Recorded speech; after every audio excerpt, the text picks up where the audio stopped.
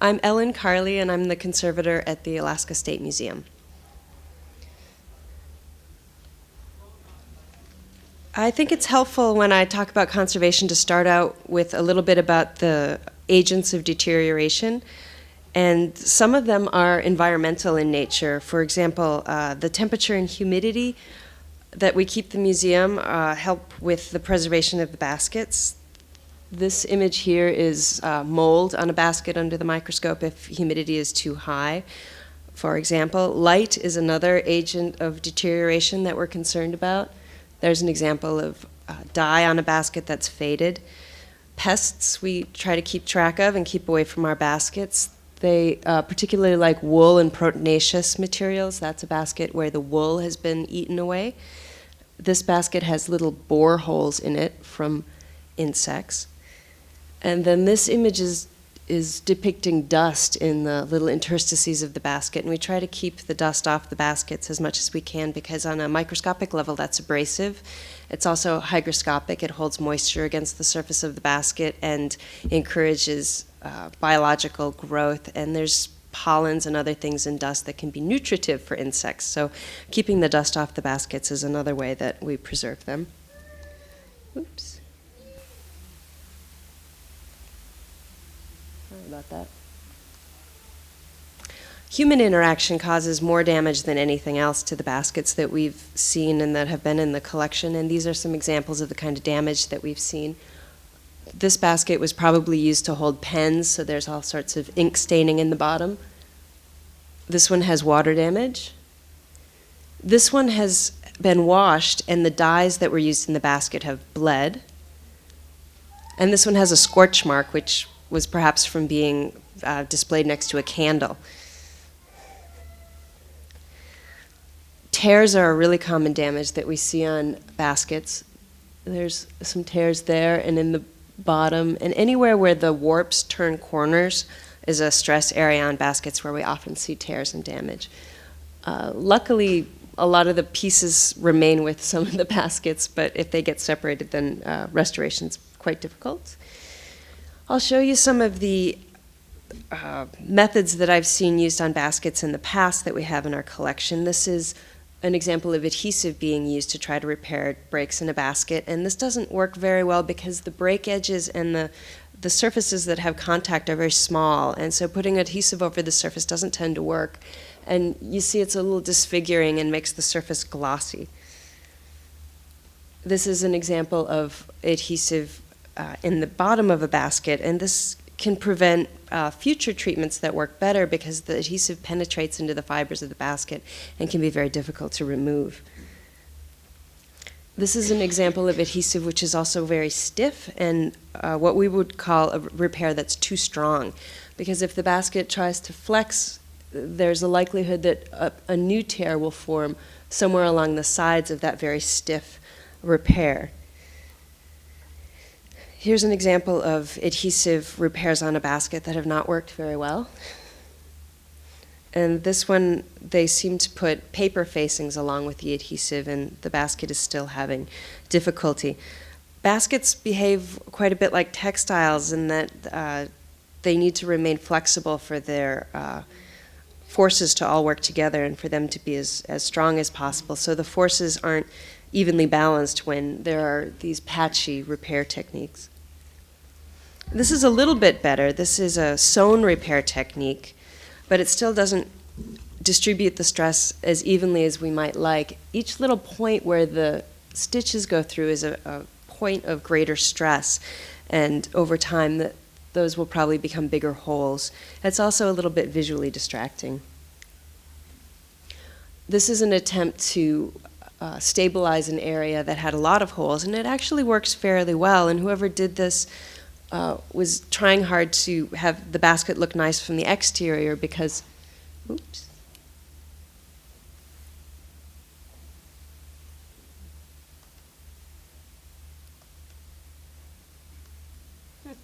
Don't know what that was, sorry about that. They've tried to cut out the areas of this mesh, this window screening in the areas that you'd see holes from the exterior. So this basket probably looks all right from the outside, but it's still a little disfiguring from the inside. some of the conservation principles we try to keep in mind when we're treating baskets now are these priorities here. One of them is that we'd like our repairs to be reversible in case there's a better method in the future. Or if they're not completely reversible, we'd at least like them to be retreatable. Reversibility is sort of the textbook ideal version, and retreatability is sometimes the real life version. Preservation of information is another important principle, and by that I mean the information about the basket. For example, I recently treated a basket that had inverted Y shapes on the sides, which indicated that the basket was probably folded up for storage. But it was a very decorative basket, which made me think of baskets made for the tourist trade. But if it had been folded, that's evidence that perhaps it wasn't used for the tourist trade. So when I did my treatment, I wanted to keep that in mind and not destroy that evidence of those fold marks. We also think about preserving information in terms of the repairs, because when baskets were in use in the culture, they were sometimes repaired with what we sometimes call indigenous repair techniques, and we would want to have our repairs not be mistaken for those repairs. So we tend to use synthetic materials that are made to mimic the natural materials, so that someone studying the basket won't mistake what I've done for what someone may have done years ago. The priorities of stability and compatibility of materials, for example, the adhesive repair that was too strong, choosing materials that are going to be compatible with the basket and age well and not cause additional damage. The priorities of interested parties, I really like this word priorities, because we can't necessarily have everything we want out of an artifact, and to talk to different groups who are interested in the artifact and find out what the most important things might be. For baskets, they might need to travel in order to go to communities and be studied, and certain techniques that I might use might make them too fragile or might require a very narrow range of humidity that they can be exposed to. Some archeological baskets might need to be flipped over to have the weave be fully studied, so thinking about making things sturdy enough to be flipped over. I talked to an archaeologist who works with baskets, Catherine Burnick, and she didn't care what color the baskets were after the archaeological baskets were treated. Certain treatment techniques make them a lot darker. She didn't care about that at all, as long as she could see the contrast in the patterns for the decoration. So those are some examples of priorities of different interested parties. And the final priority I try to think about is the documentation, which would include the products that I've used and why I've used those products, and photographs of what it looked like before I've treated it and after I've treated it. This is an example of historical basketry treatment, and this basket was collected by Emmons maybe 100 years ago and is in the Alaska State Museum collection. It has this slumped area that we were treating. In order to stabilize the basket, we needed to humidify it a little bit to make it flexible enough to assume the shape that it was supposed to have. And here we have the humidity chamber, which is a plexiglass box with gaskets around the corners and a little humidity monitoring strip. The basket has been put in this scaffolding, which is specially made for it. It has this area where I've suspended cloth ties to clothespins, which are padded out around the rim of the basket right here. And I can individually adjust the height of those little clips so that I'm holding the rim of the basket up very gently while it gets humidified. Here's the basket after it has been reshaped, and it's inverted on top of a form that conforms completely to the inside of the basket and supports it during treatment. There are these areas of loss, which were really challenging on this basket, because not only does the repair have to look nice, but it has to hold up the whole side of the basket, which was very challenging. This is the repair technique that's commonly used today to repair baskets of all kinds. It was pioneered by some folks in the southwest of the United States, Nancy Odegaard and Dale Cronkite. And the technique involves these little splints of twisted Japanese tissue fiber. You take Japanese tissue with very long fibers. Regular acid-free tissue won't work because the fibers are too short, but these Japanese tissues that have the very long fibers, you can get the tissue wet and tease out these little pieces that you twist with your fingers according to the size of the weave. And we use wheat starch paste, which is a very weak paste, and then we lay each individual splint in the grooves between the warps and wefts and take another tiny paintbrush and tap them firmly into the groove. And this conforms very well to the surface of the basket, and the little microfibers, sort of in a microscopic way, sort of are all holding on. Each one of these repairs you could flick off pretty easily with your fingernail, but with a lot of them all together, they make some strength. Here's an example of the technique where someone's trying to learn it, but it hasn't quite succeeded. And the reason it's not succeeding is that the splints are too big and they're not conforming in between the grooves of the warps and the wefts. And also the tears aren't fully aligned, so they're not meeting up perfectly. The better aligned the tears are, the more the basket can dissipate the forces. This is an example of the tears being lined up very well, and I'm using these very tiny, strong, rare earth magnets to help hold the basket tears in place. And then I've just folded some paper to be padding so that it's not crushing the basketry. This is an intern who worked in the lab in 2007. She was with the conservation program at the UCLA Getty School, and she is improvising a new solution for holding up the side of that basket. What she's done is she's taken a cotton gauze and impregnated it with a fairly flexible adhesive and added these threads. And then she's put it behind the loss and added more of these Japanese tissue splints. And then over the surface, she's built up paper pulp with a little tiny bit of adhesive in it so that it's got some strength, but it's still flexible, and she's built it up in layers. You'll also see these are the other tear repairs that she's done with those splints. And in the next picture, she's taken a tiny paintbrush and painted them, each one individually, to match the surrounding basket. So if I flip back and forth, you'll sort of see, you know, they're in this area, and they're hard to see because she's painted them to match. So if you go back and forth, you can see how well that repair technique disappears.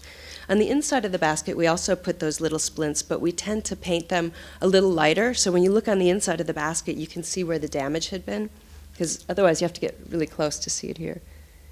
And here's her repair technique after she's painted in that repair technique. She's also taken the paper pulp and tried to sculpt the surface to look like the weave of the basket. And there's the basket after the treatment's been done. Here was the area that was damaged down here. So I'll go back for a second. That's sort of where we're at with the historical basketry repair techniques, and this works very well. They're very gentle materials. They're easily reversed, and this is, we feel really good about that. But with archaeological basketry, those treatment techniques are not as mature. Sort of the legacy of archaeological basketry is not as well developed. This is an example of a basket that came from an archaeological excavation at Castle Hill in about 1997. And it wasn't fully waterlogged. It was only damp when it was excavated. So we were able to very slowly air dry the basket. And this is pretty much what it looked like when it was excavated. For fully waterlogged basketry, if you just slowly air dry it, you get shrinkage and distortion and a lot of damage. And that's because with fully waterlogged basketry, often really important components of the basket have been leached out or deteriorated away, and the water itself is holding up the structure of the basket. Another factor that we think about is that water as a substance has very high surface tension, so when it leaves the small capillaries of the wood structure, there's a lot of force, so it's very violent when water evaporates out of a basket. And those are two of the reasons why waterlogged basketry is a difficult thing to deal with, and a lot of the archaeological basketry that is found is waterlogged. This is a substance called polyethylene glycol, which is the best tool in our toolbox right now for dealing with archaeological basketry. It's a fairly inert substance. It's in various cosmetics and laxatives and I think even some soft drinks. And it's essentially a water-soluble wax. And it comes in different molecular weights. And molecular weight is a way to describe the size of the molecule. Small molecular weights are small molecules. PEG 400 is a very small molecule, and it's kind of liquidy. And then as we go higher up in the molecule size, as the molecules get bigger, they get more and more waxy. This is sort of like Vaseline, This is a powder, and these are like chips of candle wax. Choosing which one of these molecular weights to use and in what concentration is sort of the challenge of dealing with archaeological basketry. The smaller molecules are thought to penetrate what they call the secondary cell wall of the wood in the basketry, and the higher molecular weights are thought to bulk the other voids. And a lot of the technology from this comes from studying what they do with shipwrecks and timbers and shipwrecks, but it doesn't translate as well to basketry. And there's a lot of interest in that right now, at least in my lab there is. This is a basket that was fully waterlogged and treated with PEG, and this is how it came out after the treatment, and I think it looks pretty good. And part of that might be because the basket wasn't all that deteriorated. You can see it still has a three-dimensional structure, and a lot of really old deteriorated basketry that's found in an archaeological context is totally flattened. This is the Montana Creek fish trap, which some folks might remember got excavated in Juneau in 1991. Very long treatment process. This is what it looked like just as it was about to go on exhibit. The first phase of treatment was largely funded by Sea Alaska and involved a PEG treatment for this artifact. But because it was so complex, it had to be in restraints and in storage for a very long time before we could get to this phase, which was undertaken by the Juneau Douglas City Museum in 2005 and was an elaborate combination of conservation treatment and mount making, kind of going hand in hand to put this on exhibit. This is what it looks like now at the Juneau Douglas City Museum, and because the trap was crushed and flattened, we also decided that part of the treatment and putting it on exhibit and so forth would be to have a replica made. So the replica was commissioned from Janice Criswell and Steve Henriksen, and they had help from Mary Lou King in making this interpretive replica. This is the Thorne River basket, which is thought to be the oldest basket that's been recovered on the Northwest Coast. And it was treated with PEG. And here's a replica that is Delores Churchill's interpretation of how that basket may have looked. And the basket from Baranof Island, which is also very, very old and was also treated with PEG. Both of these baskets were treated with low molecular weight PEG, which the Canadian Conservation Institute felt was the best approach that we had at the time. The basket is preserved. It looks pretty good, and those of you who might be coming by the Alaska State Museum tomorrow for the tours will have some of this archaeological basketry out behind the scenes. It's still pretty fragile and delicate, and it's not robust enough to be on exhibit or to travel, and that's one of the things we're working on in the lab, is to come up with another, what we call a consolidation, to help take it one notch further of stabilization. But because this is such a fabulous, wonderful old thing, we don't want to do any of the experimenting on the basket. So there's experiments that are going on in the lab to figure out what substance we might apply to it. And I have an asthma nebulizer to apply it as a mist. Some of you might have nebulizers to inhale asthma medication. It puts the adhesive in a very, very fine mist so that I can apply it very, very slowly and have a lot of control over that. This is the other part of the experiments that are going on in the lab right now. This is also from that Baranof Island excavation that pulled up several baskets. There's a handful of baskets that are still waterlogged in the lab, and before I treated them, I wanted to see if we could come up with a method that was a little bit better than the one that had been used for the first two baskets, to see if I could get an extra level of stabilization right from the get-go with the PEG treatment. And my suspicion is that maybe if we use a little more of the big molecules instead of only the small molecules, we might get a better level of treatment. And to that end, there's this artifact, which is referred to by the archaeologists as semi-rigid knotted netting. And it has maybe 270 pieces of this net, and most of them survive as these little knots. So I've taken a few of these knots and I've treated them all with the low molecular weight peg. And then I'm using gradually larger amounts of the bigger molecule to see if that's going to make a difference. And either way, I'm going to put those results out there so everyone else treating basketry will have an idea of whether that worked or not. But I have high hopes for that. This is one of the baskets that is still awaiting treatment. And there are some decisions that will need to get made. For example, this part of the base is folded as it might have been for storage, which is an interesting feature. But of course, weavers and folks that like to study baskets would really like to see the bottom of that basket and would like to see the basketry start. And so I'll need to talk to various folks who are interested in this basket, weavers and curators and archaeologists and other folks, to find out whose priorities might it be to open that basket and have it stabilized in an open position, or should we keep it in that closed up position? This is Dana Senge. She's another conservator who's working out of the Seattle area, and she's been hired by the Baranof Museum to deal with a spruce root basket that they excavated on their property up in Kodiak. And she contacted me, and we've decided to join forces and study this further, because there's not a whole lot that's been published about basketry treatments, but there's a lot of archaeological excavations that have excavated basketry and treated basketry, but a lot of that information is only available in the archaeological report. So we're hoping to gather up information about what folks have done in the past and disseminate that information for improved treatment of archaeological baskets in the future. This is the list of folks that I need to thank, which is probably too short.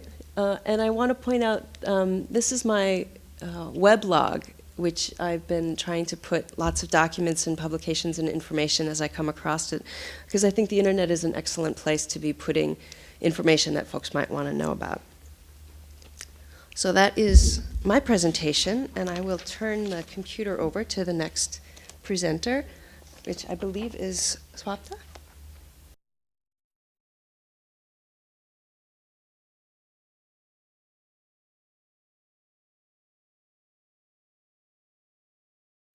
Good afternoon, everybody. My name is Shopna Mukhopadhyay, and I'll give you a little phonetics. And I'll also tell you why I'm here. And I come from a very dissimilar field from where all the work is here about. But I also have a passion which speaks very strongly. Before I go any further, I'm very, very honored to be here as a part of everybody, and I don't know if you can make the distinction. I made a big deal. I'm wearing my native costume as a way to say thank you to the presenters. This is a very special day for me.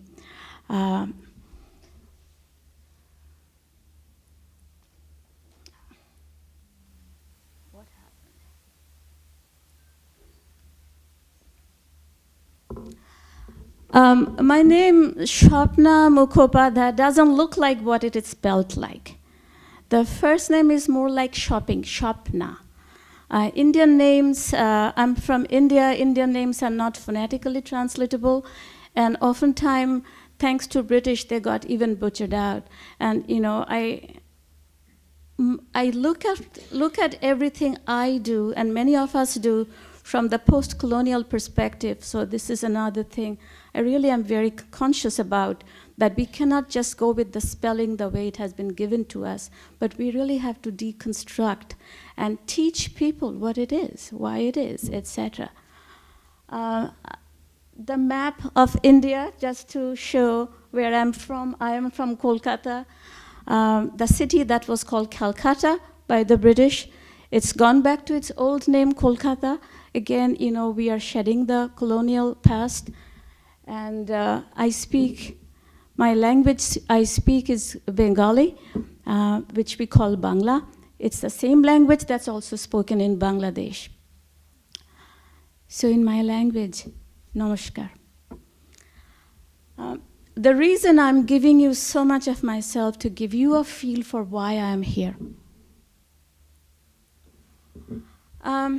I am a mathematics educator by training, but the way I look at mathematics education is different. I look at mathematics as a cultural construction, and as a mathematics that exists in people's lives, what we call JPF, following Jean Lave's term, just plain folks' lives, or people who have not been formally trained. What is the nature of mathematics? So here I have a few illustrations.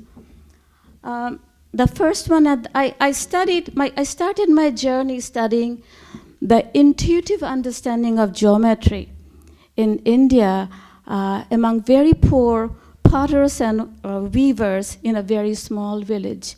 These people have not been to school, or no, I take it back. The schools have just started, but these people in their caste occupation has been weaving for centuries and centuries, and they have learned it from their parents what they have learned, and it's an informal apprenticeship model that I studied very closely. So the girl on the top, she is 15. She is weaving something, a very complex patterned stripes, small and big in 4 colors, something like a towel, which costs less than 20 cents in US money. But it takes quite a bit of time to make it. And what I want to emphasize here, it's not just how the patterns are worked, the colors, the material, fixing it, if you make a mistake, how to check it, how innovation comes in. All of that comes together in what I call mathematical thinking. It's not just looking at numbers or not looking at symbols. This is the pre-symbolic part of mathematics, which I call the core of mathematics. The picture here, 2 young girls, they are potter girls. Among the weavers in the village I worked, there was no difference between men and women's work. Men and women do exactly the same thing. They have equal partnership. But when it comes to pottery work, there is. Men do certain work and women do certain other things. But a pot is not finished unless they cooperate. So men make one part of it and women finish it. So these 2 girls, the younger girl is 8 years old. She is fixing the big cooking pot that cooks 1 kilo of rice at a time, and her older sister is also working together. It is interesting, when I was in this village, the government has started free schools, so the younger girl is privileged to go to school, but the older one is not. She has to do more work in the house, and she was very unhappy about it. But also interesting was that she had to make so many pots a day before she could go to school. That was, she couldn't just go to school because there is a school. Again, I'm telling you all this because what we do culturally is very deep, and we have to understand cultural forces in order to see what we get at the end, what we value at the end. How do we express our passion and interest or likes and dislikes together? This picture is about dressing a loom. It's about 20 pieces of sharis together. Each shari is 5 yards long, so you can imagine how long it is. And it has to be done very early in the morning because when the sun is up, by 7 o'clock, the sun is too strong and the thread snaps. So the whole family is working, and the little kids are working with the parents and everybody else. And they don't know when they work, when they don't, because everything is so fused together. The picture on the top is my latest project that I haven't been back much. It's about what I called indigenous knowledge of engineering. In a very small fishing village in Bay of Bengal, I found that a group of men, 10 or 12, youngish, not so youngish, they were working on making this very big 50 feet deep sea fishing boats with very primitive tools. With very primitive tools, no blueprints, and they're carrying on a technology that has been around since 12th century. So how do they do that? And yet at the same time, none of these people are what we call formally schooled, and they carry a lot of knowledge of material, a lot of knowledge of science, a lot of knowledge of mathematics.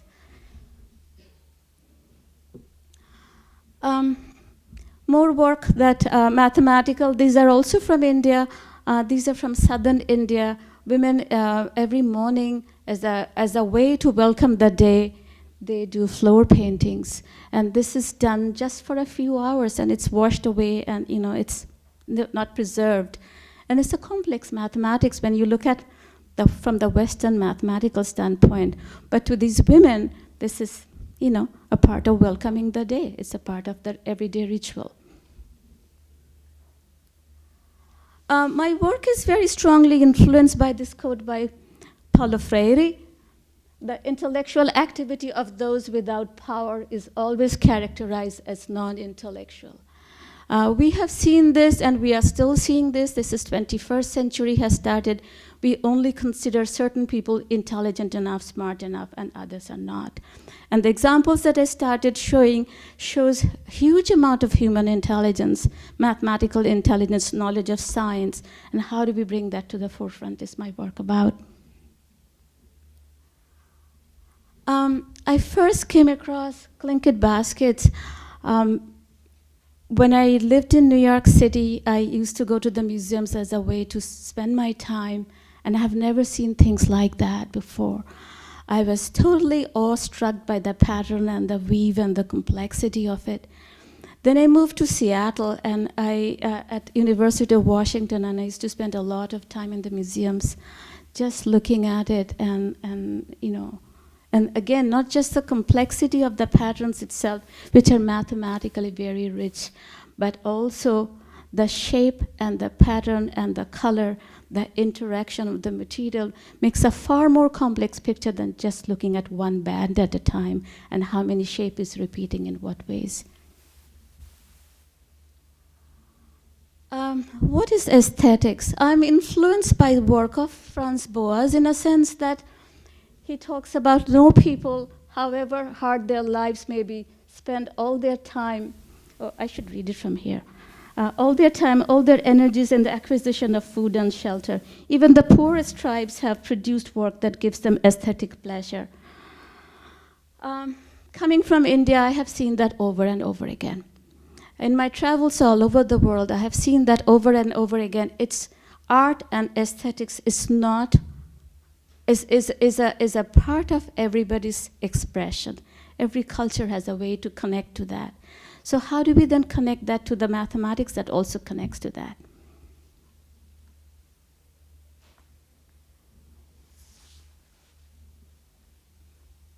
Before I go any further, I also want to mention this, that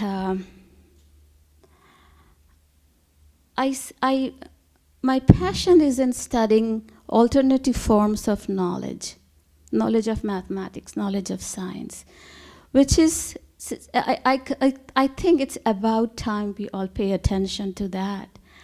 And then at the same time interrogate the hegemony that tells us mathematics is what happens only in schools. Mathematics, somebody is good at mathematics only when he or she is good at doing something in the test. So there is a really strong divide between the two, and how do we make that connection happen?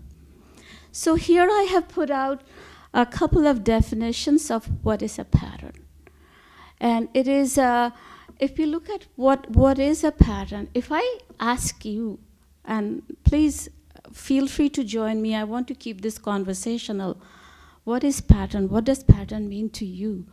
I'm sure we can enrich this discussion of when we see a pattern on an artifact, what does it mean to us? Because we are also interpreting it as we are seeing it.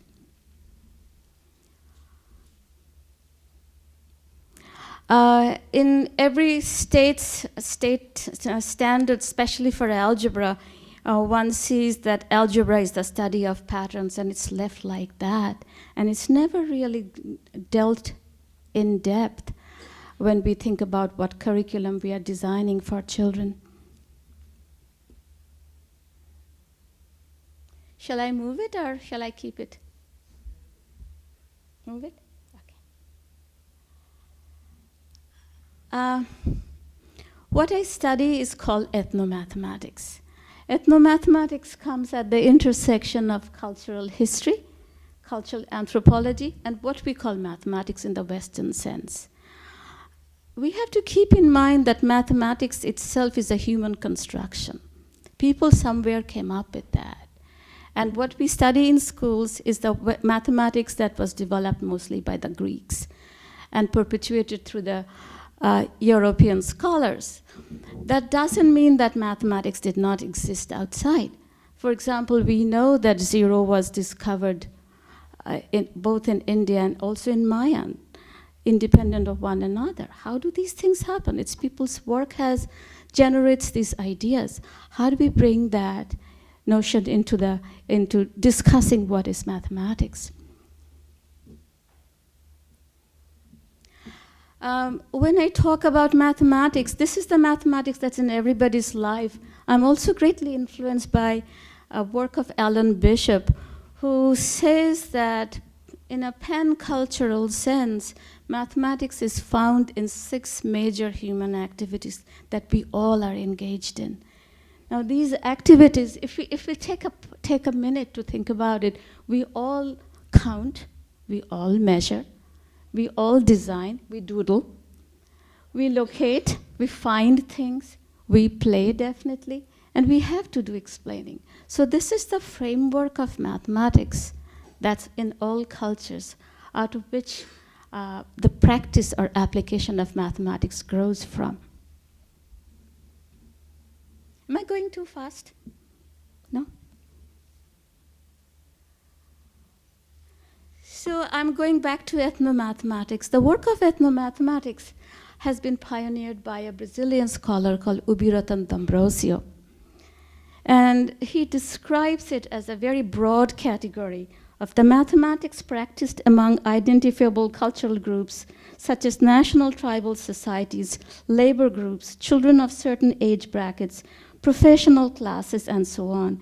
Its identity depends largely on focuses of interest, on motivation, and on certain codes and jargons which do not belong to the realm of academic mathematics. So the mathematics of carpenters, for example, or mathematics of weavers, or the mathematics of tile layers, often comes from the practice they're involved in. The measurement is often different. From my work with the boat builders, for example, I asked them, how do you know that your boat is coming to the right shape? I do not know how to say it in a non-technical language. My mind is so corrupted in the sense of only looking at formalism on an everyday basis. So the person who was in charge, he looked at me kind of funny, and he gave me an idea that they have a template. They have a way of measuring it out. And I expected to see a template like a wooden piece maybe that they check against, and they keep it in their toolbox, like the idea of a static notion of a template. What I found out later on is that he was looking around and he found a piece of rod in the bushes, which was this big, and he had a piece of a rope in his pocket, and he took the rope and tied it around on the 2 ends of the rod, and the rope was small, so the rod bent into a curve, like it bowed up, and he used that as a way to measure the boat, if the boat was going upright. Now, I thought, oh, here is his template. He gave me an example. He didn't tell me, look, this is how we do it, but he kept working, and I saw it there. What was more interesting, when it was done, he took the rope, he untied the knots, he threw the rod away, and kept the rope in his pocket. It went back to his pocket. That rope also serves as his measuring tool. It's just a piece of rope. It's not graduated or anything. It has 2 knots and 2 ends so that it doesn't fray. But the mind is such, it has calibrated it, and they can figure that out on their own. Now, I haven't started that work deep enough to find out how they calibrate, how they teach it to others, how the work continues. But this was an amazing moment for me, a truly humbling experience that somebody who could not read or write had that sort of mental capacity to build something out of nothing for the work that needs to be done. and kept continuing. So, this is where my work also gets influenced by this whole notion of bricolage, that people make do with what they have. The work continues. So, going back to Ubidotan D'Ambrosio's definition of ethnomathematics, the main point is when mathematics is not visible the way we see mathematics as visible. When it doesn't look like the formula, it doesn't look like the pain and hardship, but it shows up in the application of the work by itself.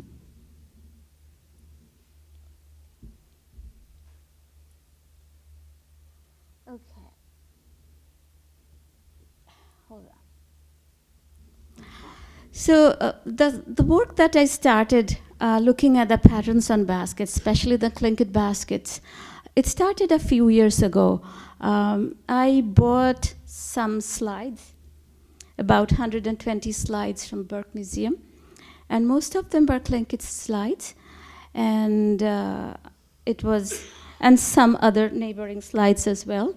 Why 120? Because that's all my budget could allow for.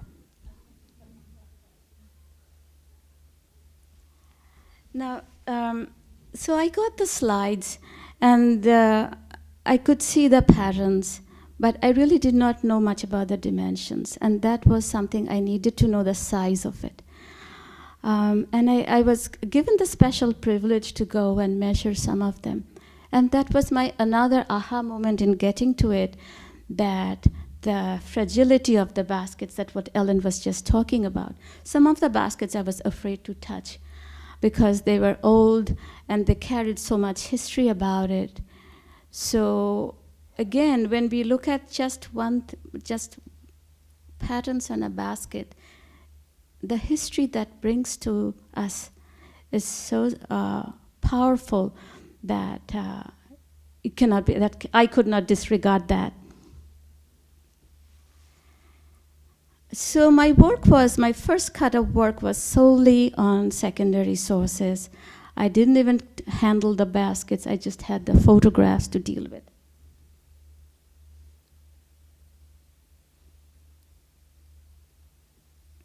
So what do I know about the Tlingit baskets? I'm an Indian from Calcutta. I speak Bengali. I came to this country about 20 years ago. What claim do I have to say I know about it? I actually don't. And I'm still a student, and I am learning more and more every day as I get closer to it. So what do I know about it? My theoretical knowledge, the descriptive knowledge, comes from Emmons' work, heavily based on Emmons' work. And also later on by the work of Francis Paul that was published in 1944. So based on those descriptions, the names and the background information as one way of looking at it, I also use some mathematical tools to analyze, which I'm going to share now. But before we go into that, I also came to know that Emmons wrote that as with the white context increasing, what I call the first wave of immigration, there was an interest in basketry, so people started making more and more baskets. So the designs started changing, the production started changing, the first wave of tourist trade started as well, collector's mentality. Women made the baskets, as far as I know, and men did it much later. And I'm a scholar of Vygotsky, whose entire work is based on human thinking. Higher order thinking is about how we make tools and how we use tools. So I'm very interested in the material and tools people made in making what they were making.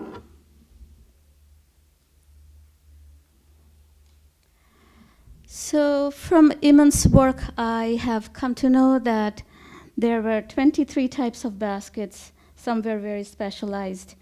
And purpose of the baskets were mostly for collection of food and storage of food. And as I kind of say that these were, way before Pier 1 existed, so it was not for keeping in your room just to collect dust. It has a purpose, it has a role, it has a goal. Just like my work in India was, they make those things because they have to, you have to sell it to somebody who needs a towel, who needs a piece of clothing. It's not for just mere decoration.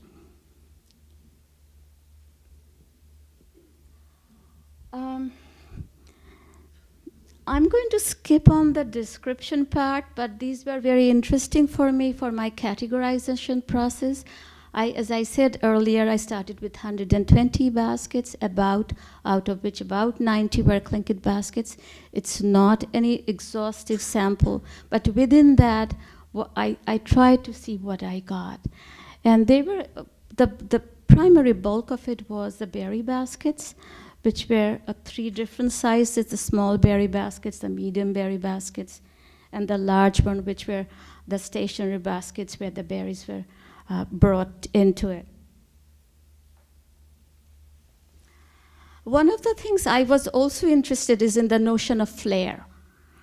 When we look at the cylinder, like a Coke can or something, or a coffee tin, the base, the diameter of the base and the top are same, so it's a perfect cylinder. But these baskets all had a slight flare. Having a slight flare, it's taking the ratio of the base and the top. I found the range to be between 0.87 to 0.91, and somewhere also stretched, maybe because they had been in use or in conditions that made it stretch. But having a slight flare is what makes it pourable. I cannot prove or disprove it. It's my hunch that this is why they were the way that were. Okay, my time is coming up.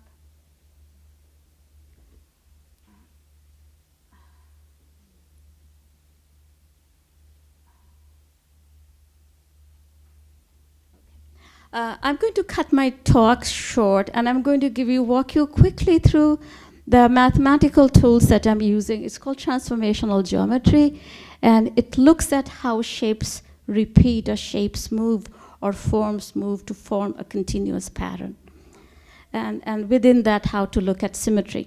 So this kind of geometry calls for 4 types of movement. The first movement is called translation. So if the white triangle is the shape that has to repeat, and when it has no change, it keeps repeating itself without changing its orientation, that's called translation. That's the simplest movement, and we find all over the world translation as the most prevalent form of geometry in shapes, in patterns. The next motion is reflection, and it's pretty intuitive because if there is a mirror, what would the image look like?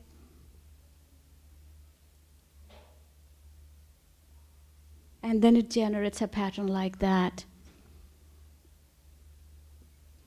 The mirror could be also placed horizontally, and then the reflection is this way, and then the pattern. This is another way of looking at that. I'm simplifying it for the sake of time, but just to give you a tool that we all have, actually, and we can use these tools to look at the patterns.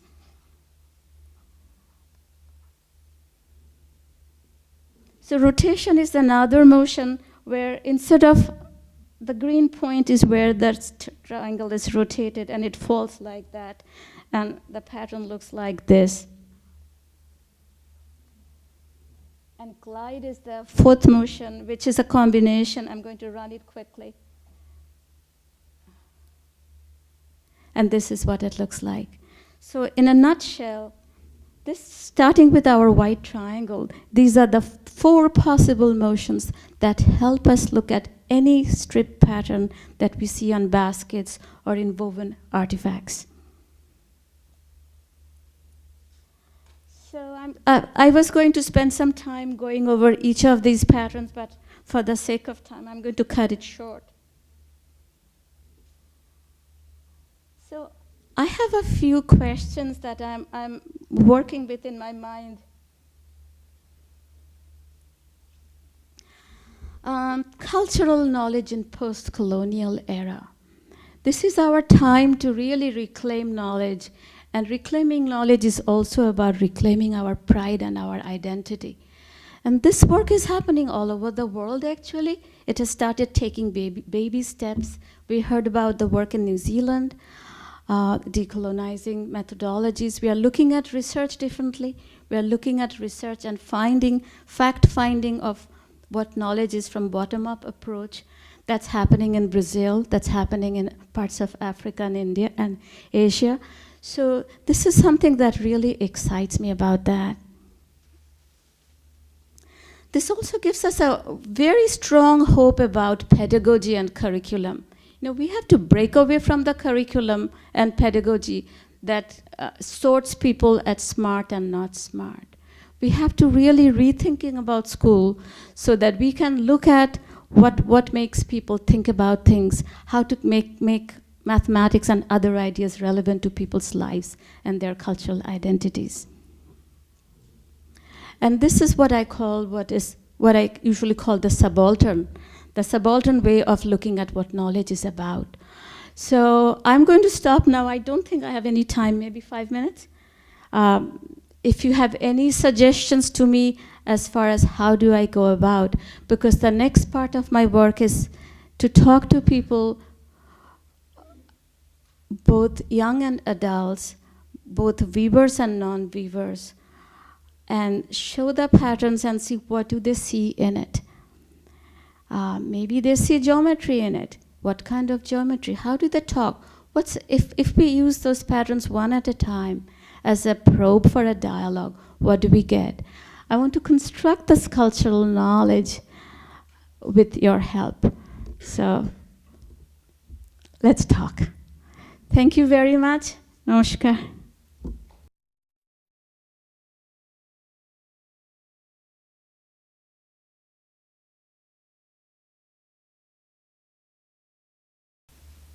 Okay, well, just to change the subject a little bit, we're going to move to beadwork now. I really appreciated the 2 papers on basketry. It's really fascinating, and I'm going in a little bit different direction, but hopefully you'll find it interesting as well.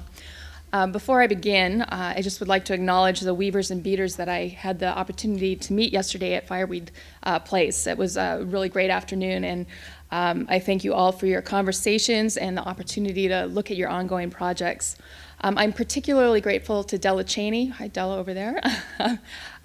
She welcomed me, and she also shared a really important perspective for me that many Tlingit people see glass beads as something that holds both beauty and pain, and I think that those are really powerful words, and I'm going to carry those with me as I continue my research, so I thank you for that. I also want to acknowledge the beaders I've chatted with in the past. I saw Nancy Douglas earlier and Florence Shakely. I've had really great conversations with people. Hi, Florence. Anyhow, so I will carry on with my talk now. 2 years ago, I presented the results of my dissertation research, which examined the transcultural circulation of Tlingit beadwork at the last clan conference. I considered these beautiful objects, which the material embodiment of the complex and uneven relationships between Tlingit women and others from the 19th century to the present. As a research fellow now at the Canadian Museum of Civilization, I'm expanding my thesis research through an examination of the connections between Tlingit and Kwakwaka'wakw beadwork. As this project is in the early stages, comments and suggestions are greatly appreciated. So at the end of the talk, if we have time, that'd be great, or at the end of the whole session. The scholars are increasingly working through art historical and anthropological categories of value that have been imposed upon objects of indigenous manufacture, which has led to the exclusion of transcultural objects such as beadwork. Another kind of boundary continues to exert limitations on current studies. Many scholars produce histories that are constrained by imposed national borders, rather than examining those relationships, often indigenous, that existed and thrived through them. With this in mind, my new research is framed by the issues surrounding travel, diaspora, and border crossing, whether individual, cultural, or material. I am exploring in greater depth the connections between patterns of trade and embellishment as they appear in indigenous communities during the last third of the 19th century and into the 20th. I do want to make clear, however, especially seeing all the interior people here today, that the focus for this particular paper is on the communities along the Northwest Coast rather than on the long-standing and important relationships between Tlingit and inland communities through which a lot of beadwork came. So I just want to make that very clear. While individuals often cross borders, it's important to keep in mind that borders also cross people. Thus, I am considering the ways in which different colonial relationships and institutions shaped and influenced the production and circulation of beadwork in what are now known as Alaska and British Columbia. My talk will be in two parts. First, I will examine the question of the historical diffusion of these beadwork traditions through Mary Ebbets Hunt. Among scholars who attend to the cultural practices of Northwest Coast First Nations, it is common knowledge that Mary Ebbets Hunt, or Anasalaga, a high-ranked Tlingit woman, introduced chilkat weaving into Kwakwaka'wakw territory. She may also have been responsible for establishing local beading practices, as the Kwakwaka'wakw appear to be the only other coastal First Nations group that has an extensive history of beadwork originating in the 19th century. In the second section, I will look at the work of Marianne Nicholson, whose contemporary artistic practice dovetails in interesting ways with the turn of the 19th century histories I am discussing. Nicholson's solo exhibition at the Art Gallery of Greater Victoria in 2007 included a series of paintings illustrating Kwakwaka'wakw beaded ceremonial tunics, which resonate with those worn by Tlingit individuals, both in the past, as seen in historic photographs, and during present-day gatherings, both within cultural practices, but also at celebration. Labeled as Tlingit in the catalog records, but displaying Kwakwaka'wakw iconography, a hat in the Canadian Museum of Civilization's collections has been the catalyst for my exploration of issues shaped by travel, diaspora, and borders, as they are expressed materially and visually. Acquired by the museum in 1899 from the collection of a Victoria-based pawn shop owner, the hat is described as follows, quote, "Beaded hat worn by the chief of the Tungus tribe. The center is a crest, species of duck, and the two at the side are the hook-nosed salmon. The back with the horned head represents the mountain demon in Indian language, Slalakam, Fort Rupert." This description, while evocative, is incorrect. The orientation of wear is front to back, so the way it's described, this is the front and that is the back, when in fact it's the other way around. This is actually the front and that's the back. And the iconography is not that of ducks, salmon, and mountain demons. Rather, it illustrates the sudal, a double-headed snake that is a powerful supernatural helper for the Kwakwaka'wakw war spirit. Though the physical description throws into doubt the remaining information, the link made between the Tungus tribe and Fort Rupert is suggestive of a specific connection, namely that of Mary Ebbets Hunt and her family, and through further research, as I will illustrate, may carry some weight. Mary Ebbets Hunt, or Anasalaga, was a high-ranked member of the Ganak'ari, I apologize for my pronunciation, of the Tontaquan.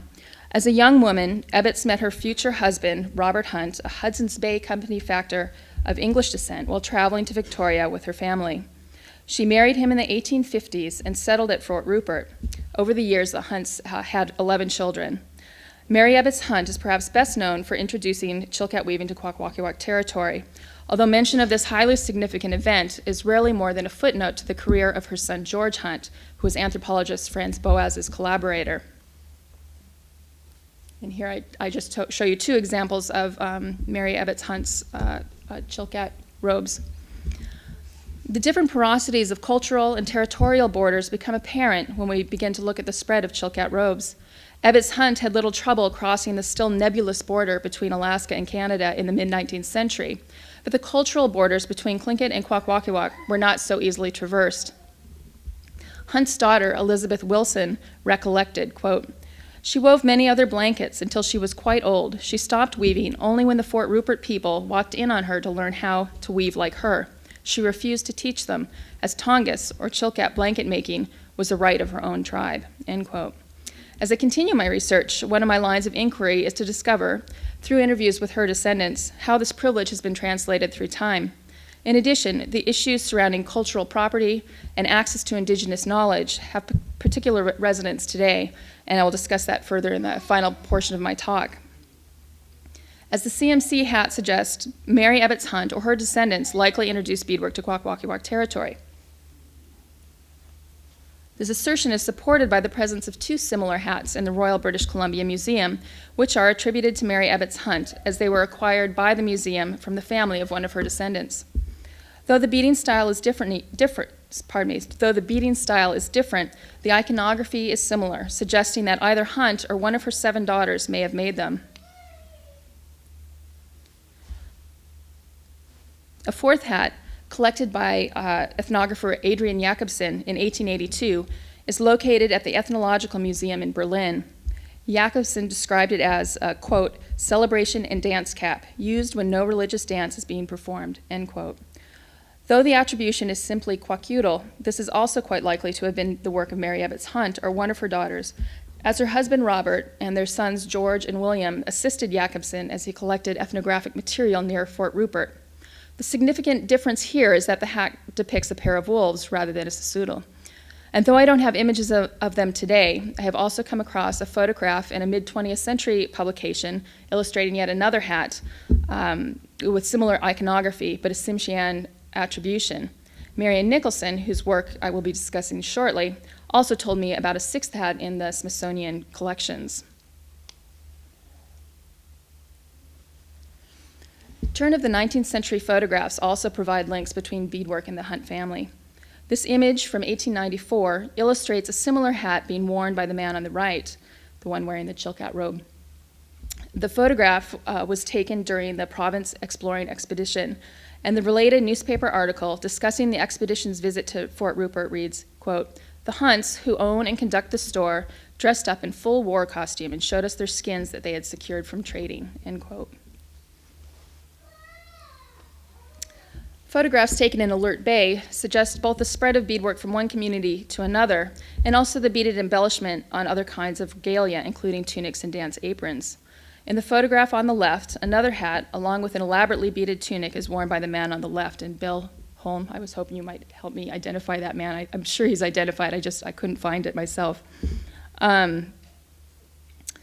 The photograph to the right indicates that beaded aprons were among the goods distributed within Kwakwaka'wakw potlatch practices. And if you look at the photograph on the very far right, about halfway up the image, you can see that there are a row of aprons hanging from a line there, along with the silver bracelets and frontlets and all the goods to be distributed. And this is a potlatch held in around 1910 by a man named Bob Harris.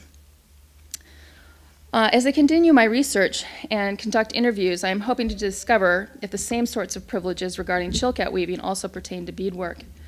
Beading is clearly associated with the Hunt family, but as these photographs suggest, spread more widely through Kwakwaka'wakw territory. Mary Ebbets Hunt's life history, in combination with her beadwork production, point to the opportunity to explore in greater depth the circulation of people and ideas along the Northwest Coast that is offered through beadwork, a medium that is usually overlooked in Northwest Coast literature. At the Canadian Museum of Civilization, I'm closely examining collections of beadwork and related archival materials from the Northwest Coast and the Western Subarctic to uncover further instances of these kinds of border crossings. For example, Marius Barbeau collected beadwork in Tsimshian communities in the mid-20th century and recorded histories that indicate that beading was acquired through marriage with Tlingit individuals. Identifying specific relationships within the larger processes of colonization contributes to a greater understanding of the complex histories among Northwest Coast and interior indigenous communities that continue to exist across imposed national borders and despite the pressures of colonialism at the turn of the 19th century. To provide an example of how colonial histories may have shaped the spread and use of beadwork, I would like to briefly discuss one of the most significant colonial, ooh, that's not good. Excuse me for a second. There we go. Let me begin again. To provide an example of how colonial histories may have shaped the spread and use of beadwork, I would like to briefly discuss one of the most significant colonial differences between Canada and the United States. And this has to do with attempts to discourage the potlatch. In British Columbia, this occurred in 1885 under the infamous revisions to the Indian Act, which outlawed participation in potlatch practices. This law was enforced intermittently until 1921, when the Indian agent at that time chose to come down on the participants in Dan Cranmer's potlatch held on Village Island. Participants were given the illegal choice of going to jail or giving up their potlatch paraphernalia. And I'm just showing you here one of many slides that show the kinds of things that participants had to give up, including masks and tunics and tana and all sorts of everything, basically. And I just show you this photo because it has some beadwork in it as well. The majority of the potlatch goods that were relinquished ended up in Eastern Museum collections and remained there until it began to be repatriated to newly built cultural centers at Alert Bay and Quadra Island in the late 1970s. Despite similar attempts to assimilate Tlingit people into colonial structures, it took another 20 years before the potlatch in Alaska was banned, though it was never outlawed. And here I show you, of course, one of the many E.W. Merrill photographs from the 1904 potlatch held in Sitka. These are people from Klawock participants, and I just have added here on the left-hand side of the screen 2 pieces of beadwork that are worn by the gentleman on the very far right of the screen of the photograph. I find it significant that Northwest Coast beadwork was produced in the greatest quantities in Tlingit communities where the potlatch was not outlawed, and in Kwakwaka'wakw communities which are known to have strongly resisted the law. At this stage of my research, I suggest that beadwork flourished in Tlingit communities at the end of the 19th century precisely because it was considered inauthentic and non-traditional, and in this way embodied a form of resistance that enabled traditional cultural practices to appear innocuous to colonial eyes. I hope to discover if it played a similar role in Kwakwaka'wakw communities. As Tuscarora artist and scholar Jolene Rickert has stated, contemporary artists have a responsibility to, quote, migrate traditional knowledge into the present, end quote. The 19th century relationship between Tlingit and Kwakwaka'wakw beadwork is beautifully illustrated in 4 paintings by Marianne Nicholson, displayed during her exhibition at the Art Gallery of Greater Victoria in 2007. Titled Tunics of the Changing Tide, these images reference the ancestral histories of the people from Guai, or Kingham Inlet. Though over a century has passed since these beadwork traditions began on the Northwest Coast, they continue to have resonance today, albeit in different ways in Alaska and Canada, or British Columbia, I should say. As Nicholson discusses in the catalog accompanying her exhibition, the tunics came from Tlingit territory in the late 19th century and were incorporated into still strong ceremonial practices. By the early 20th century, however, the tunics were no longer made in Kwakwaka'wakw communities due to the ongoing pressures exerted by colonial authorities to end potlatch practices.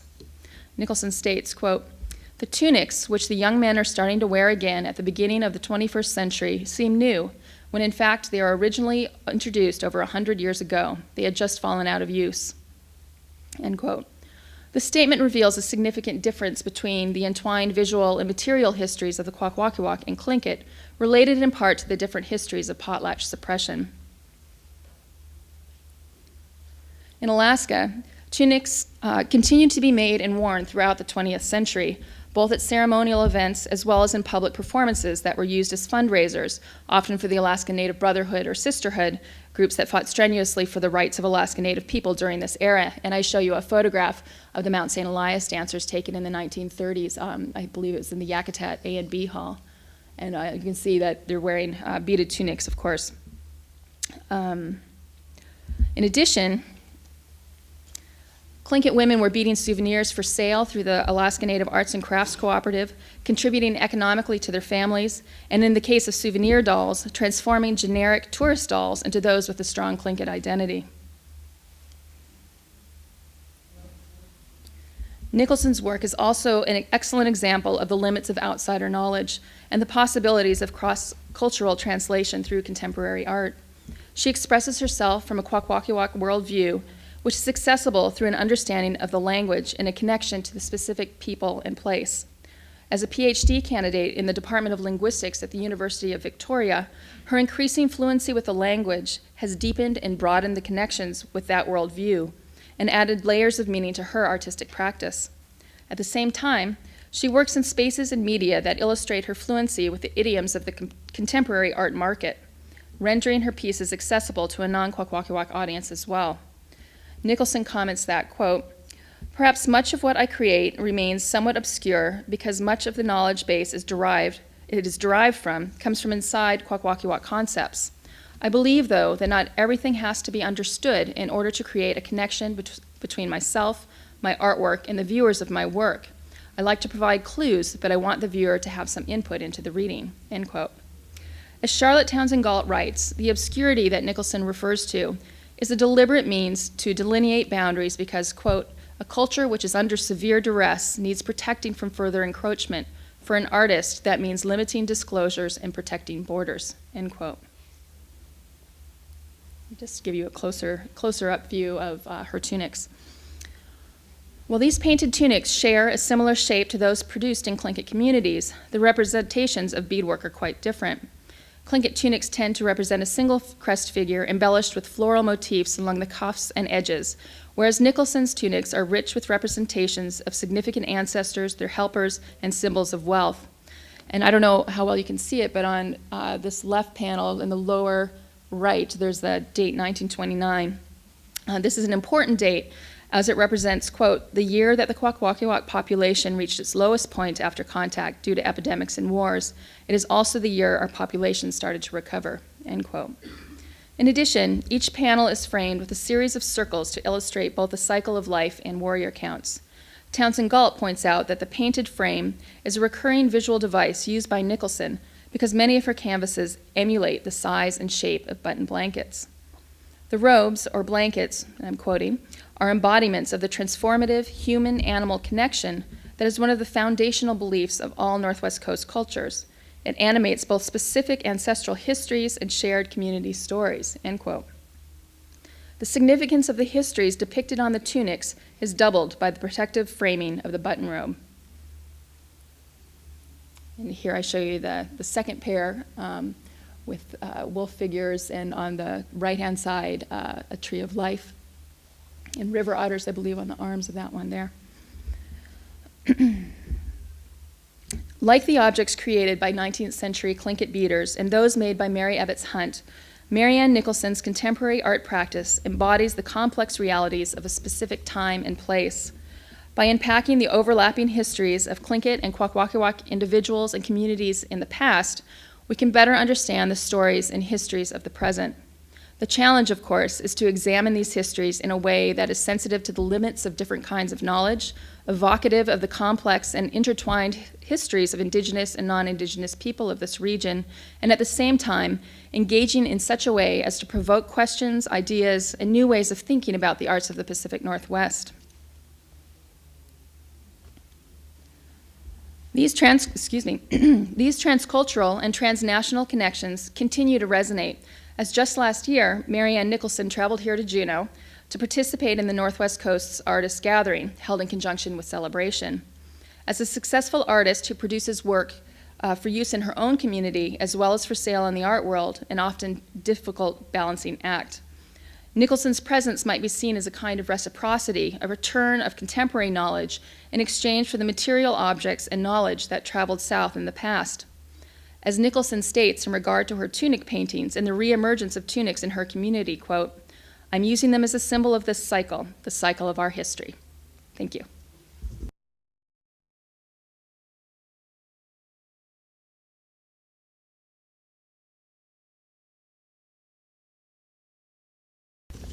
I'm Kate Duncan. I teach at Arizona State University, and I've worked with Athabascan beadwork off and on for a number of years. I've been doing lots of other things in the last decades or so, and I wanted to use the opportunity of the clan conference to go back to some things I was thinking about when I first worked with Athabascan beadwork, and to show you some pieces and present some information, and hopefully together we can make some headway in thinking about the relationship between Tlingit and neighboring Athabascan beadwork styles.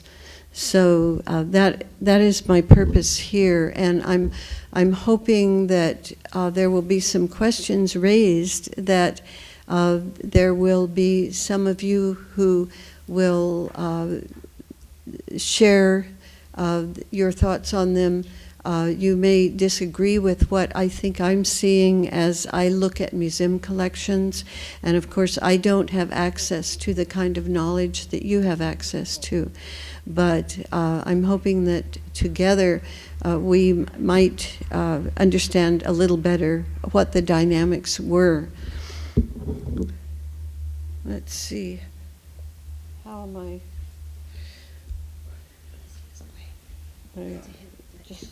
Just this one? Okay. Okay, great, thanks. So the first thing I want to do is look at the evolution of a type of bag that I believe that the Tlingit tabbed bag is related to. I trained under Bill Holmes, so you know that style is what I think about a lot. And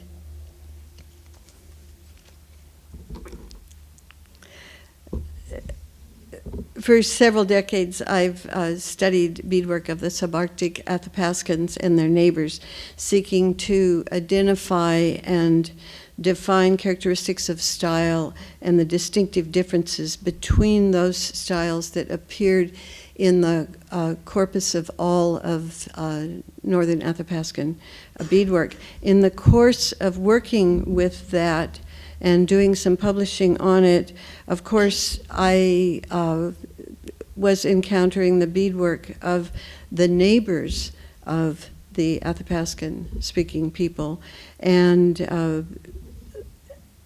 that led me to interest in both Cree and Tlingit beadwork. Stylistically, I began to see some relationships as I was looking at bags, medicine bags that then evolved into other uses across North America. And I saw a link that I thought would be interesting to share with you. This, as many of you are familiar with, is one of Walter Waters' photos. This was taken at Klawock, and in a little bit previous to 1926, and you see a lot of what I call semi-floral beading there on the large tabs of a large octopus bag or tabbed bag on the right, and on a number of parts of clothing. And in a black and white photograph here, you can see that certain colors show up very bright white, and you can get a sense of this sort of curvilinear style. We're looking at motifs that seem to almost be outlined. Although the tabbed bag, which is what I'm going to concentrate on today, is or has been considered to be an Athabascan type, it certainly was in the early literature, there are very, very few tabbed bags that can be documented to be argued to be Athabascan at all. The beaded tabbed bag, which is also called a finger bag or an octopus bag, due to its usually 8 tabs or legs, has proved to be prominent in late and 19th and early 20th century museum collections. And yet, so often, it's been published as Athabascan. Most of these appear in collections that we now know are of Cree and Tlingit beadwork. The tab bag is a style that appears across North America, and so I'd like to speak to that for a moment.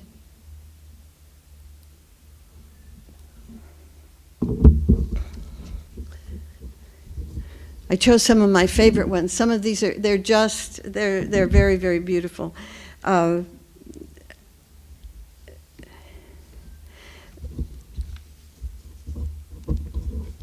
the tabbed bag, as we'll see, appears on the plateau, and it has a long history that connects it as an Algonquian form, a form created by Algonquian-speaking people, not by Athabascan-speaking people or Tlingit-speaking people. Cree is one of the Algonquian languages. Frederica de Laguna, when she was annotating Edmund's notes, wrote, "It's significant that the decorations on finger bags, as they're called, and on other beaded items of the dance costume were floral, suggesting remote links with the Algonquian double-curved designs which had been conformed into conventional floral patterns under missionary influence." So she was seeing a relationship between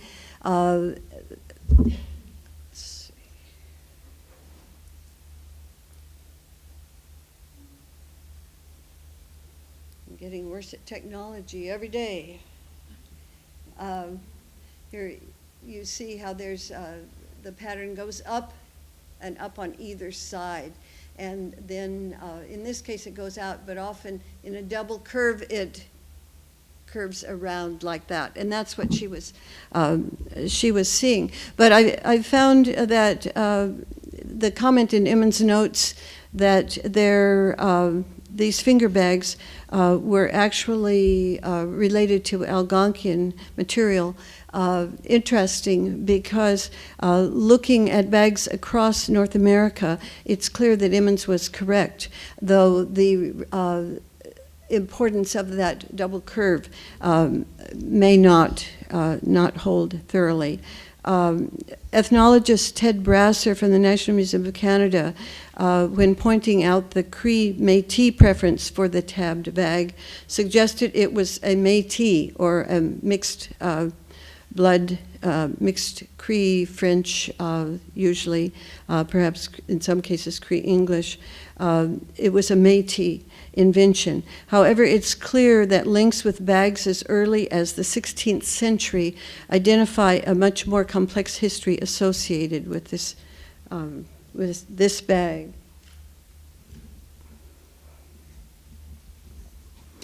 Early prototypes for the panel bag cannot be dated quite as early as for the octopus bag, but we'll see that the two follow together after a ways. Ornamented bags have been important to Woodlands Indians for centuries. This is an engraving by a man named Debris of Carolina Algonquian Indians in the late 16th century dancing. And as you look at it, perhaps you can find some of these bags. You have a bag here. These are animal skin bags made out of the bodies of animals. Here you have a bag with a tail in the middle and then a tab on either side where the legs would have been. Let's see. You've got another simpler one here with fringes. Those are the main ones we can see here. Here is a part of an engraving with a tabbed bag laying beside someone who is sitting down. Again, made out of an animal body, but with fringes. In this case, you'll notice 4, and that turns out to be very important, attached. So here we have the idea of a bag with tabs as early as the 1580s, the 1590s, documented.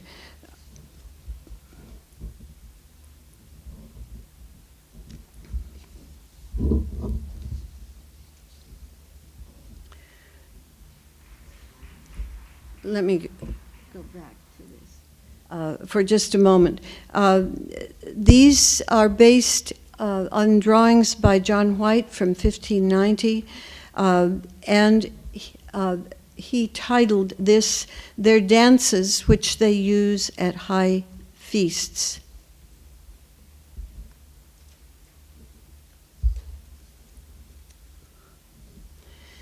Here are two bags that are part of a collection at the Musée d'Homme. Well, now it's not the Musée d'Homme, it's the Musée Branly, where they are in France.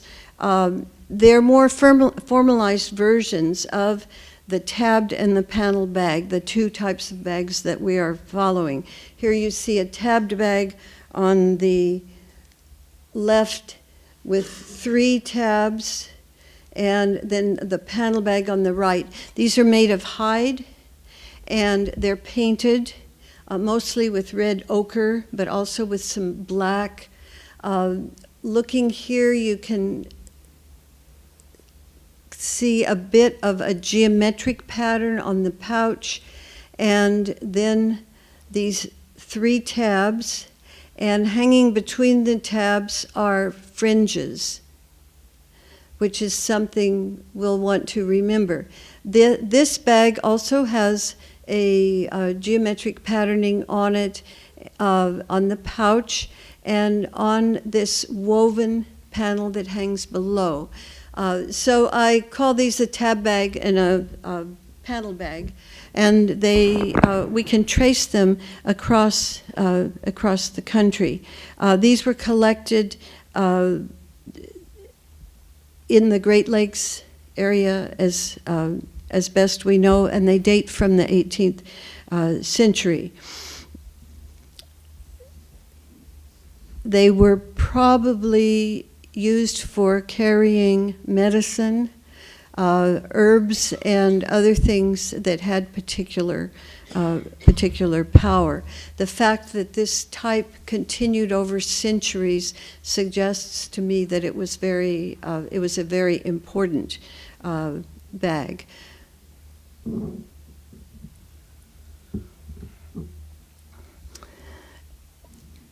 Here's another version of it, hide medicine bags from the Great Lakes, again from Algonquian-speaking peoples. Here, that idea of the body with the 2 legs has become much more formalized, and you have these elongated forms with the 2 tabs.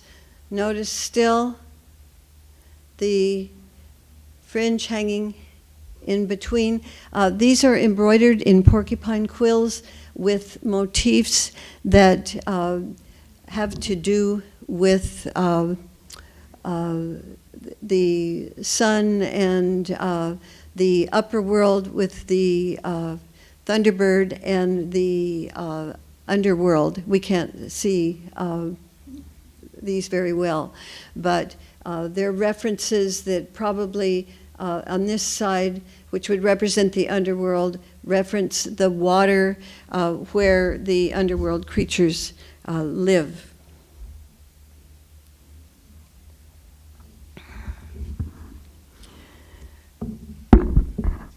By the early 19th century, the tabbed bag form had become conventionalized in a form that maintained throughout the century, as had the panel bag form. So I have a panel bag here first. So many of these bags, in fact, I would say most of them, do not have good hard documentation. They're floral. They are made out of European-based materials, and they weren't of interest to early collectors who were trying to get things that were authentic, and these had been tainted by the use of all these wonderful materials that had been introduced to women in North America who saw their potential and their qualities, and definitely took to using them. So here we have a variation of the panel bag with a geometric pattern now in beads.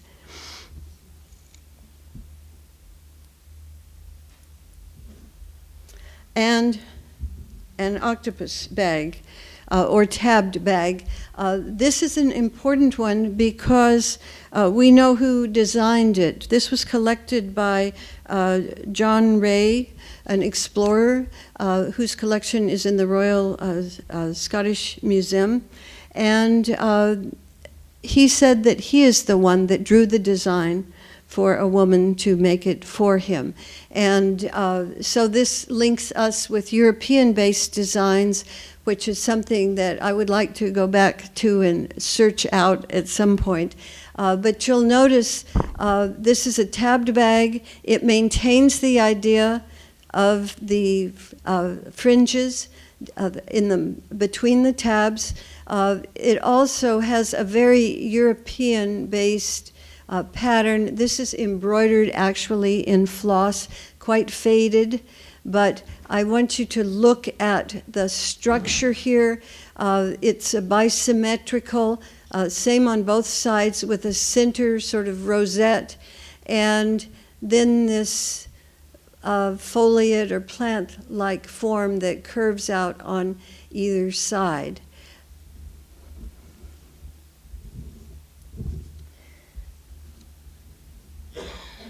So there are a number of these octopus or tabbed bags made of fabric. Most have 4 pairs of tabs, each tab rounded or indented at the end. This is a type that becomes very, very specific. And though the proportions may change, the contour right here, or whether these are the same width or whether they're narrower at the top. There's some changes across time and place, but there clearly are characteristics that are conventions that are a part of this form. Again, these were made by Algonquian-speaking people. On these tab bags, the pouch and usually the tabs were decorated florally, almost always on both sides were decorated. In fact, the sides are made separately and then they're lined and completed, and then they're connected by a side binding which has beads on it that you can see here. In the first decades of the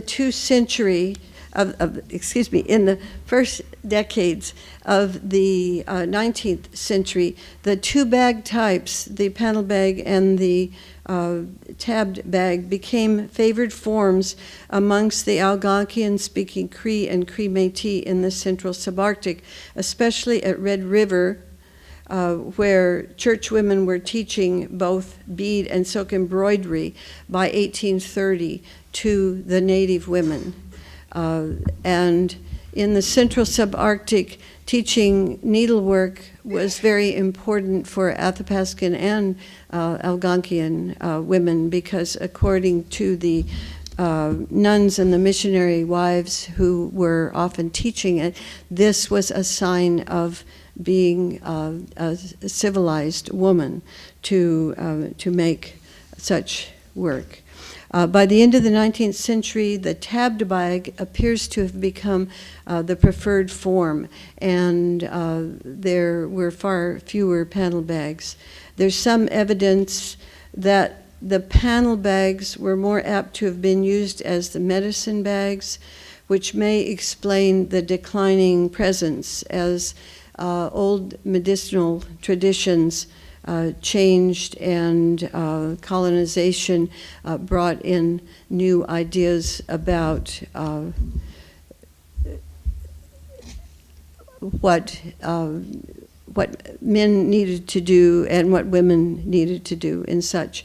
In 1985, I was interviewing an elderly Cree Métis man at the PA, and Henry Sanderson, told me that at the turn of the 19th century, his old uncle still had a beaded bag, in this case a panel bag, in which he kept his herbs and his private medicine, and he hung it from the rafter in his house.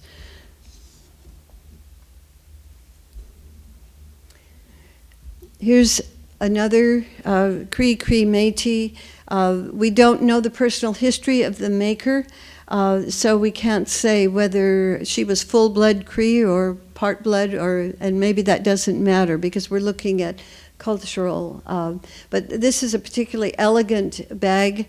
Notice, as we saw before, the idea of a foliate pattern with a central stem, bi-symmetrical, moving out and around. This one is not terribly detailed, but it's very elegant. I believe that some of these geometric patterns had meaning too, but I don't know whether we'll ever be able to access this. Notice how the bead fringes go along the whole side of the bottom panel. That's typical of 19th century Cree panel bags. Of course, the other bag that we're following is the tabbed bag, and here's one of many, many examples that are likely Cree. Let me say again that there is usually no documentation whatsoever on these, and there are hundreds of them in museums. None of them is identical either. So women were clearly following certain expectations and ideas about what a tabbed or octopus bag should look like, but also using their own creative license. The number of beads they had available, the colors they had, and the other bags that they had to look at were also factors, I feel sure. What? Really? I didn't think I'd been going that long. Okay, I guess I'd better hurry up here. Here's a map, and we can see the Algonquian bag up here, the hide one that we saw. Here, the Musée de Homme ones coming on across the north, the Cree ones, and here Tlingit ones, which we're moving to now. I'll just point out also that these two bags move together. We have both types that appear on the plateau, appear on the plains rarely, but do appear. And I believe that this has to do with the movement of Cree and Cree Métis women and men in the fur trade, because a man would take his special fire bag with him, and new ideas then were picked up by people along the way.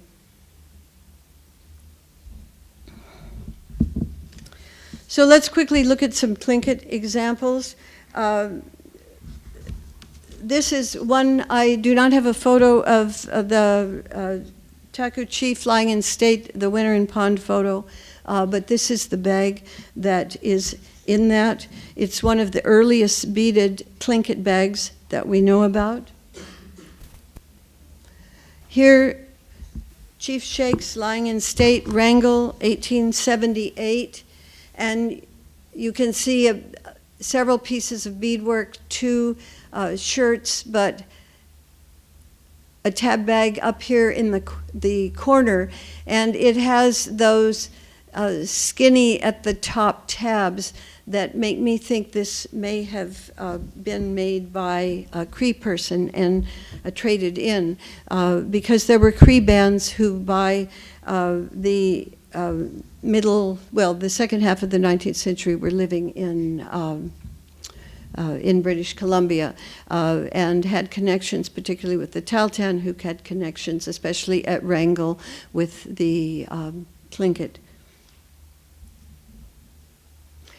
The panel bag doesn't seem to be very important in the corpus of Tlingit bags. These are two sides of one bag, and as you look at them, you can see this structure that we've already seen, this sort of semi-foliate structure. Here are very narrow bags. Notice that these are outlined, not filled in. In most cases, outlined. The whole motif is outlined. Here's another bag, both sides, a little more elaborate, but notice how fluid these shapes are. They still have that sense of being plant or faunal, but they're almost taking on a life of their own. But this structure is one that we can trace back to the much more elaborate and less stylized Cree, i.e. Algonquian examples. Some of the Algonquian bags, Cree Métis bags, are very, very elaborate, such as this beaded one. Some are less so. This particular one, I want us to follow a trajectory for just a moment.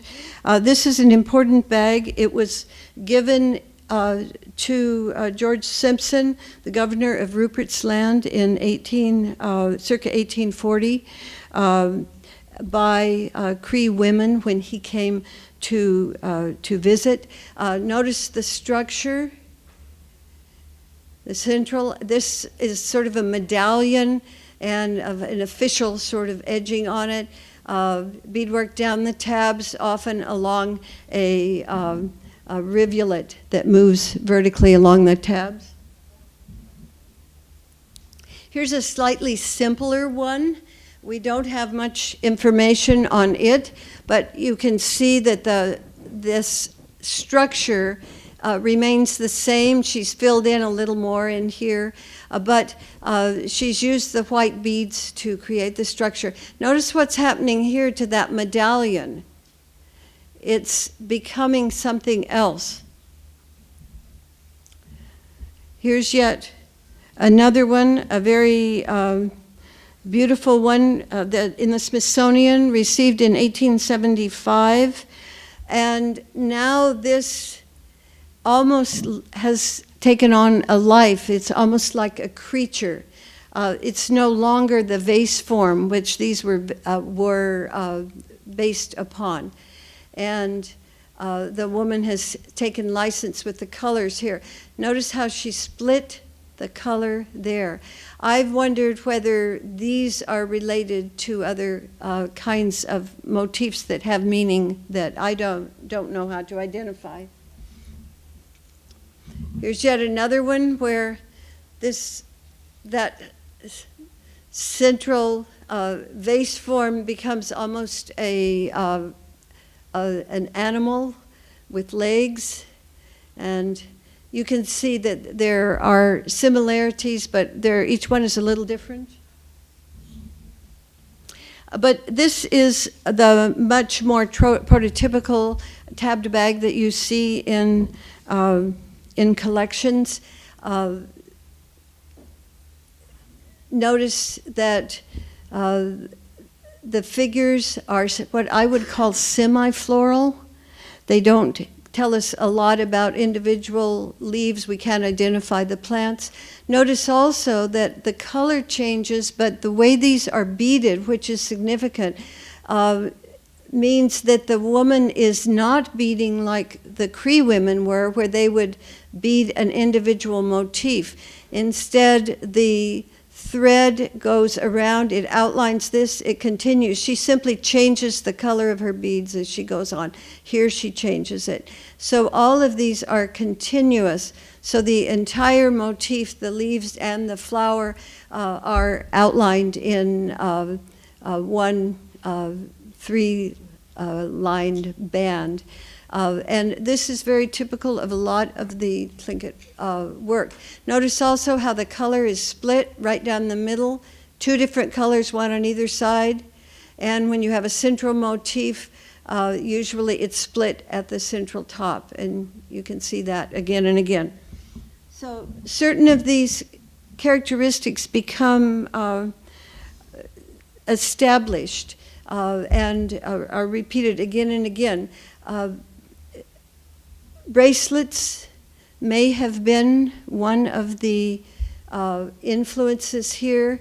Had hoped we would have time for you to suggest influences. Teltan beadwork is another one. There were certainly trading partners, especially through between Wrangell and Telegraph Creek. And you'll notice these are outlined and filled in with beads, but certain of those rules about how they're outlined and how the colors handled are a little bit different, and you can identify them that way. Here we have Chief Shakes again.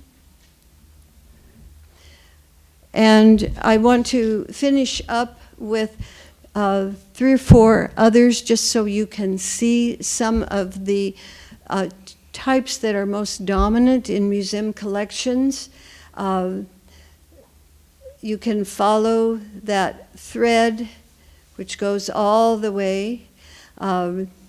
You see the idea of the central motif that goes out. But each woman does different things. Here she's filled in some, here not other parts of it. And it's taken on its own character. Another one where the color is most flamboyant.